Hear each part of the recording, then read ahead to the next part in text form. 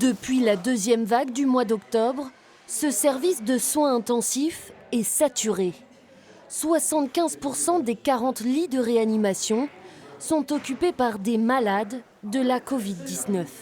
Ce sont des malades qui, en soins intensifs, sont effectivement d'une sévérité très importante et qui vont nécessiter des soins pendant des semaines. On parle effectivement, une fois qu'on est en ventilation mécanique, on parle de 4, 5 à 6 semaines de soins intensifs, de durée de séjour en soins intensifs.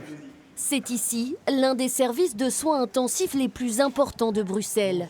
Y travaillent quotidiennement 120 infirmiers, 10 kinésithérapeutes et 25 médecins. Car à lui seul, un patient Covid nécessite 2 fois plus de personnel soignant. Il faut régulièrement alterner entre respiration sur le dos et sur le ventre.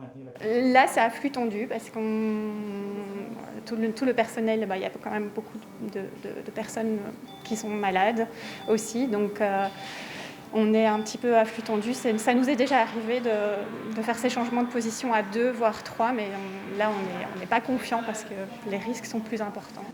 En l'espace d'un mois et demi, 4 patients seulement ont été extubés. Aujourd'hui, bonne nouvelle pour ce service. Et la famille est déjà au courant ? Non, pas encore. Il est bien nourri ? Il est bien nourri, oui. Il était Un 5e malade vient de se réveiller et il ne nécessite plus d'aide respiratoire. Ça remonte le moral.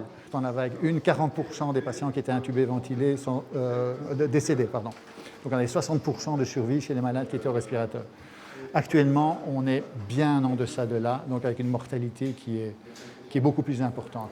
Si le gouvernement belge estime que le pic de la deuxième vague est passé, ce service se prépare à rester en tension, au moins jusqu'à fin janvier 2021.